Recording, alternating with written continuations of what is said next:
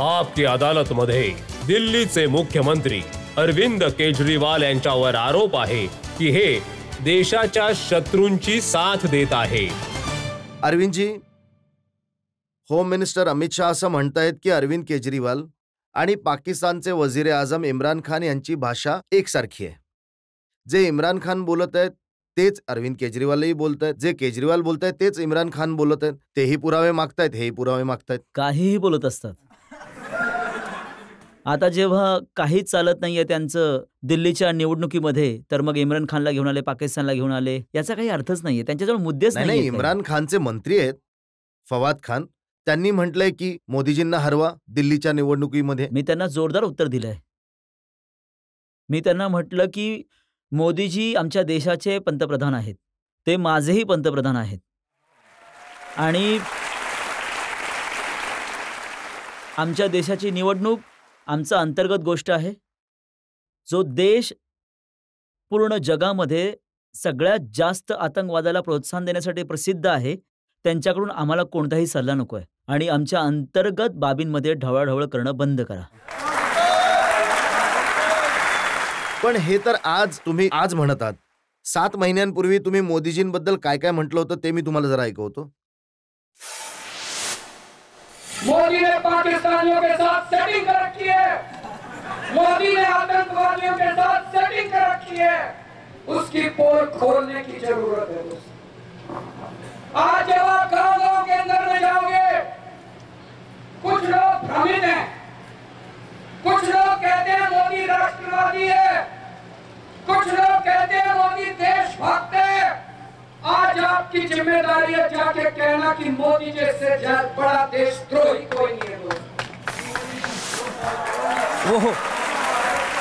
प्रधानमंत्री तर तेव्हाही होते, तुम्ही म्हणत होता त्यांनी पाकिस्तानींबरोबर सेटिंग करून ठेवली. तर ही आमची अंतर्गत बाब आहे.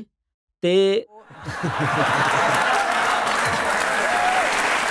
आपल्या देशातलं प्रकरण आहे.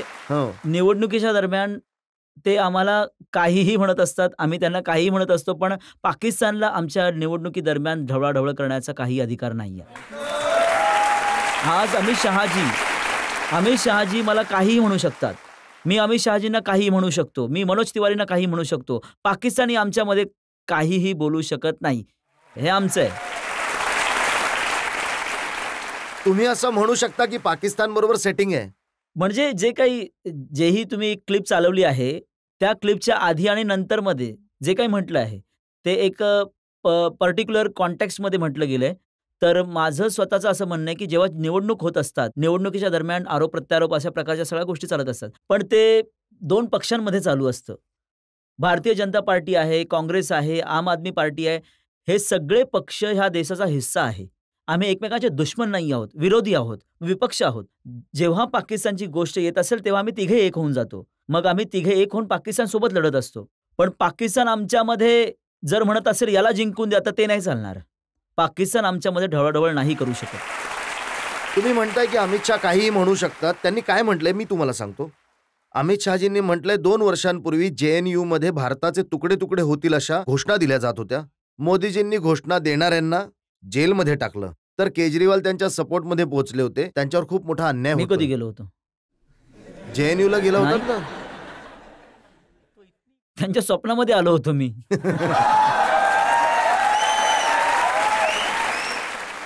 हल्ली रोज सकाळी सकाळी जेव्हा अमितजी शहाजी उठतात त्यांना स्वप्न येत असतं माझं.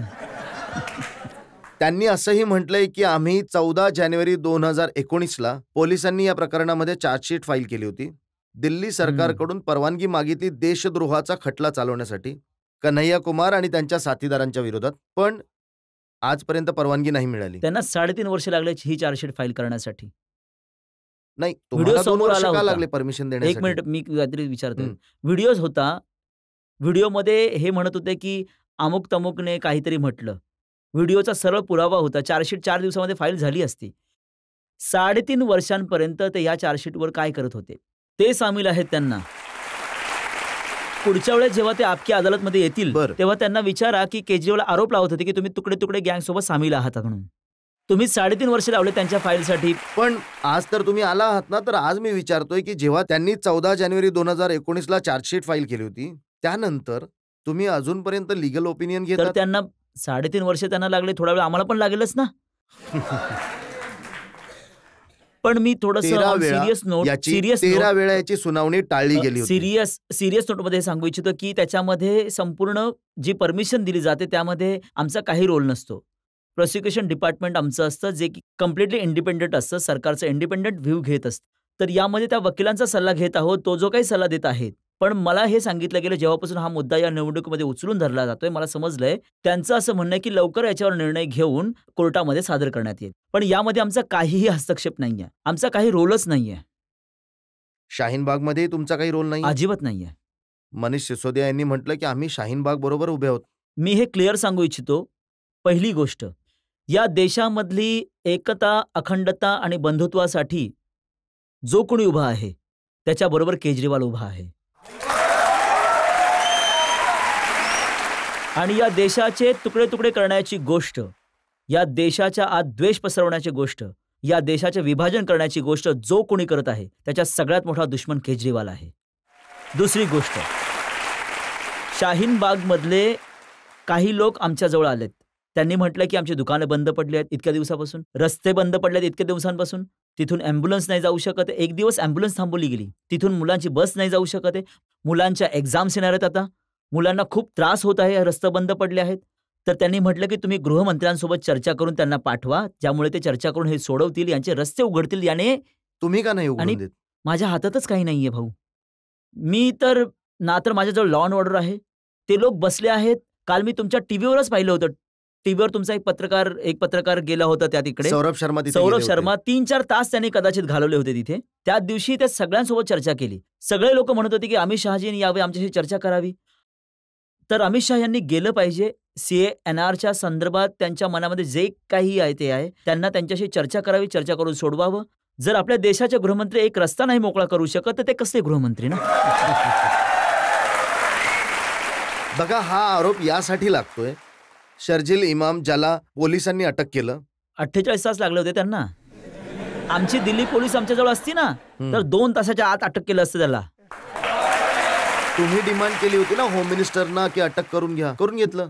पण म्हणजे आम्ही डिमांड केल्यावर केलं, म्हणजे वेट करत होते आमचा. तुमच्यावर आरोप यासाठी लागतोय की तुमच्या पार्टीचे MLA अमानतुल्ला खान ते शर्जील बरोबर दिसून आले. शर्जील कोण? जो म्हणतोय या असमला वेगळं करा, जो म्हणतोय दिल्लीच्या लोकांचं दूध बंद करा, दिल्लीच्या लोकांचं पाणी बंद करा, या देशाला तोडून टाका. आम्ही त्यांना निक्षून सांगितलं होतं की याला लगेच अटक करा, याला कठोरात कठोर शिक्षा द्या, आम्ही तर म्हटलं होतं. मग तुमच्या पक्षाच्या MLA साठी नाही कुठे आहे? म्हटलं दाखवा असं ना. की पकडा, मी तुम्हाला व्हिडिओ हो, एकदा दाखवा. दाखवू शकतो. बरं झालं व्हिडिओ घेऊन आलो, तुम्ही तर मागितलंच. हा शर्जील आहे बघा. आणि ते अमन अजीज दोघे तर भांडण करत आहेत ना. भांडण नाही करत आहेत. तो त्याच्याकडनं माईक ओढून घेत बोलत आहे ना. आता अमनाथने माईक खेचून घेतला त्याचा. हे शाहीनबागचं आहे, जिथे जनता उभी आहे, तर स्टेजच्या वर तो पण उभा आहे, हा पण उभा आहे ना. आणि याने माईक खेचून शर्जील आता काहीतरी बोलण्याचा प्रयत्न करत, त्याने माईक खेचलाय अमरतुल्लाचा, त्याने बोलायला नाही दिलं त्याला. तुम्हाला तर आठवत असेल ना, अमानतुल्ला खान यांनी एक मोठं भाषण दिलं होतं ज्यामध्ये त्यांनी खूप भडकवण्याच्या गोष्टी केल्या होत्या. जर त्यांनी काहीही चुकीचं म्हटलं होतं, पोलिसांनी FIR करायला हवी होती ना. पोलिसांनी शाहीनबागच्या प्रकरणामध्ये जी FIR केली त्यामध्ये अमानतचं नाव नाहीये. जर अमानतने काही गडबड केली असती त्याला अटक करून घ्या, त्याच्यावर FIR करा, त्याला जेलमध्ये पाठवा, कोणी मनाई केली आहे? तुम्ही जर BJPच्या MPचं वक्तव्य ऐकलं तर त्यांनी म्हटलं की अरविंद केजरीवाल आतंकवादी आहेत. मी आतंकवादी दिसतोय का तुम्हाला? मी परवा यांना म्हटलं होतं, परवा म्हटलं होतं की यांच्या काही मंत्र्यांनी, यांच्या काही नेत्यांनी की केजरीवाल प्रवेश आतंकवादी. वर्मा आणि मनोज तिवारी या दोघांनी यांनी म्हटलं होतं की केजरीवाल आतंकवादी आहे. मला पण खूप दुःख झालं. दिल्लीच्या प्रत्येक मुलाच्या चांगल्या शिक्षणाची व्यवस्था मी केली आहे. कोणी आतंकवादी मुलाच्या शिक्षणाची व्यवस्था करतो का?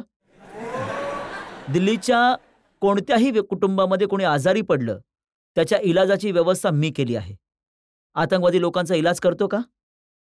मी दिल्लीच्या 40,000 वृद्धांना तीर्थयात्रा घडवली आहे. हरिद्वार, ऋषिकेश, द्वारका, शिर्डी. आतंकवादी तीर्थयात्रा घडवतात का? देशातले जितके दिल्लीचे राहणारे शिपाई बॉर्डरवर शहीद होत आहेत त्यांच्या कुटुंबांना 1-1 करोड रुपयाचा सन्मान राशी दिली आहे. त्यांच्या कुटुंबासाठी मी हे केलं आहे. आम्ही काळजी घेतली आहे. कोणताही आतंकवादी शहीदांसाठी असं काही नाही करत. त्या दिवशी जेव्हा मी संध्याकाळी माझ्या घरी गेलो, मी माझ्या आईवडिलांसोबतच राहतोय, तर रोज संध्याकाळी जेव्हा मी घरी जातो तर थोडा वेळ त्याच्यासोबत बसतो, पूर्ण दिवसभराची चर्चा करत असतो. ते खूप दुःखी होते त्या दिवशी. ते बोलले सकाळपासून टीव्हीवर चालू आहे केजरीवाल आतंकवादी आहे, केजरीवाल आतंकवादी आहे. ते म्हटले की केजरीवाल कट्टर देशभक्त आहे, केजरीवाल आतंकवादी असू शकत नाही. आता देशभक्ताने सर्जिकल स्ट्राईकचे पुरावे मागितले होते. एक मिनिट. तर मी दिल्लीच्या जनतेला मी मागच्या 5 वर्षामध्ये दिल्लीच्या जनतेचा मुलगा म्हणून काम केलं आहे. त्यांची वीज, पाणी, शिक्षण, आरोग्य त्याचा मी हिशोब वगैरे ठेवला आहे. प्रत्येक जेवढं आतापर्यंत जीवन मी जगलो आहे, मी तन मन धन सगळं काही देशासाठी नौछावर केलं आहे, वाहून दिलं आहे. इन्कम टॅक्समध्ये कमिशनरची नोकरी करत होतो, करोडो रुपये कमवू शकलो असतो. मी कमिशनरची नोकरी सोडून अण्णांच्या आंदोलनामध्ये सहभागी झालो. 2013 मध्ये तुम्हाला आठवत असेल 2 वेळा मी उपोषण केलं होतं. 15-15 दिवस उपाशी होतो मी. डायबिटीज पेशंट आहे. दिवसातून 4 वेळा इन्सुलिनचं इंजेक्शन घ्यावं लागतं मला. आणि कोणताही डॉक्टर तुम्हाला सांगेल की जो डायबिटीजचा पेशंट आहे, जो इन्सुलिनवरती अवलंबून आहे, तो 4 तास जर उपाशी राहिला तर त्याचा मृत्यू होऊ शकतो. मी 15 दिवसांपर्यंत उपोषण केलं होतं. परमेश्वराची कृपा आहे की मी जिवंत आहे. तर मी माझा जीव पणाला लागला होता देशासाठी. आणि हे लोक म्हणतात की मी आतंकवादी आहे. तर मी दिल्लीच्या जनतेला विचारू इच्छितो की ते मला त्यांचा मुलगा मानतात का, की मला आतंकवादी मानतात?